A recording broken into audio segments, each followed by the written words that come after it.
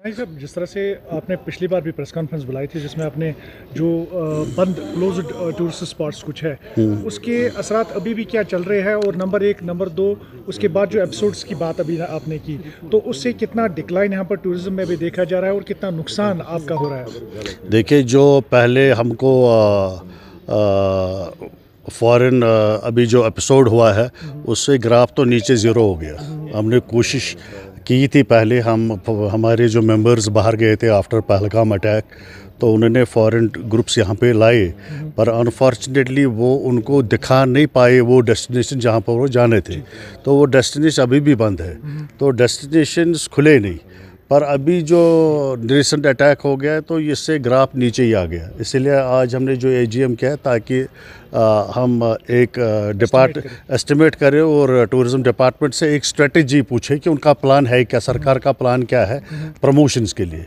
हमें प्रमोशन चाहिए, हमें बाहर जाना है, और ये कब कैसा क्या करेंगे तो उसके लिए ये आज बात होगी। पोस्ट दिल्ली अटैक कितना लॉस हुआ होगा आपको? बहुत करोड़ों में लॉस होगा, क्योंकि 20% बहुत मायने रखता है। जो कश्मीर में टूरिज़्म था वो फिर से ग्राफ नीचे गया, उससे थोड़ा हमको दिख रहा था कि अब शायद ग्राफ ऊपर होगा। अप्रॉक्सीमेटली 10-12 करोड़ तो हो गया होगा, क्योंकि एंड ऑफ द टनल हमको दिख रहा था कि ग्राफ इंक्रीज हो जाएगा। तो वो इंक्रीज हुआ नहीं, इंसिडेंट से वो नीचे ही गया, तो हम फिर से बैक टू स्क्वायर वन पहुंच गए। I want to convey to the government is that कि अभी उनका रोल है, सरकार का रोल है कि वो सामने आए, वो अपना स्ट्रेटजी बोले हमारे पास क्या है। प्रमोशंस के लिए उनको मीडिया की ज़रूरत है, जो हम चाहते हैं कि वो टीवी चैनल्स पे ऑल ओवर 20 स्टेट्स पे उनके लोकल लैंग्वेज में एक क्लिप चलाए कश्मीर का। मैं स्पीच में भी बोलने वाला हूँ और नेशनल न्यूज़ चैनल में भी, ताकि उससे क्या होगा, एटलीस्ट कवर अप होगा, लोगों को पता चलेगा और उनका माइंड थोड़ा डाइवर्ट होगा कश्मीर की तरफ। फिर उसके बाद ब्लॉगर्स को इनवाइट करें, वो अपना यूट्यूब और इंस्टाग्राम फेसबुक पे चलाए। फिर रोड शोज़ तो है ही है, that is very important in collaboration with the locals. बहुत बहुत शुक्रिया, थैंक यू। अगर यहाँ पर ये फ्लो जो है बढ़ने वाला था, लेकिन उसके बाद आज ये इंसिडेंट हुआ, उसके बाद नौगाम इंसिडेंट हुआ, तो टूरिज्म को कहाँ देखते हैं इसके बाद आप?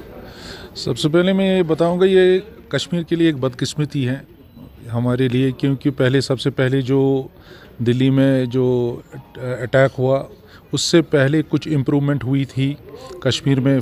थोड़ा सा टूरिज़म पिकअप हो रहा था और अच्छे से आने लग गया था, तो हमें लग रहा था कि हम लोग ट्रैक पे आ रहे हैं। तो शायद वही पिछले जो हमने 4 साल जो देखा था टूरिज़म जो पीक पे था, वही शायद हम देखने को मिलेगा।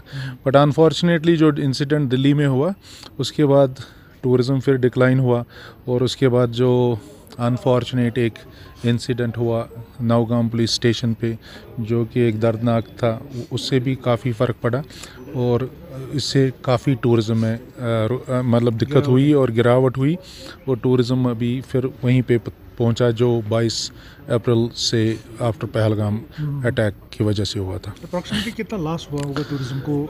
देखिए, इसमें लॉस का तो कोई रिकॉर्ड ही नहीं है। अगर लॉस में देखें तो यहाँ तो करोड़ों अरबों रुपया लोगों का टूरिज़म से भी डिपेंड होता है, तो उसमें लॉस की तो कोई लिमिट नहीं है जो कितना हुआ क्या हुआ। और मगर लॉस तो हुआ है पूरे कश्मीर में, पूरे मतलब जो भी टूरिज़म ट्रेड से वाबस्ता लोग हैं, होटलियर हैं, हाउस बोट वाले हैं, टैक्सी वाले हैं, जो भी हैं, ऑल सेक्टर्स हैं, सब को इफ़ेक्ट हुआ है।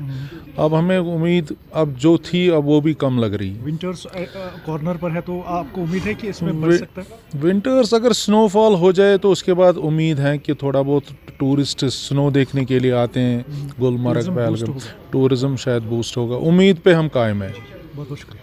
और उसमें कितना नुकसान टूरिज्म सेक्टर को उठाना पड़ा होगा? देखिए, अभी 22 अप्रैल के बाद तो पूरा टूरिज़्म पटरी पे लौटा भी नहीं था। जो ग्राफ ज़ीरो पे आया था तो थोड़ा प्लस में वो चेंज हुआ था। वी वेर एक्सपेक्टिंग कि अब जो आने वाला टाइम था, जैसे ऑटम हमारा है अभी चल रहा है, या विंटर्स आने वाले थे, तो we were expecting a good number of tourist to come. मगर बदकिस्मती है, इसको हम बदकिस्मती ही कहेंगे, जो दिल्ली का हादसा हुआ तो फिर से लोगों ने मतलब यहाँ आने से मतलब कतरा रहे हैं, डर रहे हैं। एक लोगों में वही डर है, कॉन्फिडेंस नहीं मिल रही है उनको। तो डेफिनेटली जो दिल्ली का वाक़ा हुआ उसने कश्मीर टूरिज़्म को फिर से वापस ज़ीरो पे लाया। कितना अप्रॉक्सीमेटली नुकसान हुआ होगा पोस्ट दिल्ली ब्लास्ट? देखिए, खाली उस दिल्ली की बात नहीं करेंगे हम, अगर हम टूरिज़्म की बात करेंगे, ओवरऑल टूरिज़्म जो 22 अप्रैल से सफ़र कर रहा है, जितने भी इसमें स्टेक होल्डर्स हैं, जो भी लोग इसके साथ जुड़े हैं, चाहे वो पुराने स्टेक होल्डर्स हो, नए एंटरप्रेन्योर्स हो, ये हज़ारों करोड़ रुपए का लॉस है। और जो इसमें लोग जो इसके साथ वाबस्ता हैं बड़े स्ट्रेस में है अभी, क्योंकि ऑनेस्टली मतलब अगर किसी के पास गाड़ी है, मैं ये दावे से कह सकता हूँ, या हाउस बोट देखिए आप बिल्कुल बंद पड़े हुए हैं, होटल्स लोगों ने बंद किए हैं, शिकारे वाले बैठे हैं, पोनी वाले बैठे हैं, तो मेजॉरिटी ऑफ पीपल अगर हम देखेंगे कि सफ़र कर रहे हैं। अब हम कहते हैं कि नो डाउट कि हॉर्टिकल्चर का पैसा या जो हमारा जीडीपी में उसका रोल ज़्यादा है। अगर हम टूरिज़्म का एक सर्वे नए से करेंगे, मेरे को लगता है टूरिज़्म का भी ग्राफ जीडीपी में बहुत ऊपर गया होगा, क्योंकि ये पैसा बिल्कुल सर्कल होता है और हर एक के पास पहुंचता है डायरेक्टली इनडायरेक्टली। तो लॉसेज जो अभी ये रेकरिंग लॉसेज हैं, अभी तो हम कुछ नहीं कह पाएंगे कि जब तक पटरी पे टूरिज़्म वापस न लौटे कि कितना लॉस है।